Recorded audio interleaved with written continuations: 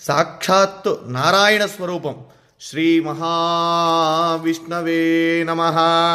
సశంఖచక్రం సకిరీటకుండలం సపీతవస్త్రం సరసీరుహే క్షణం సహారవక్షస్థలశోభికౌస్తుభం నమామి విష్ణుం శిరసా చతుర్భుజం. మనం నమ్మం కదా చెప్తే.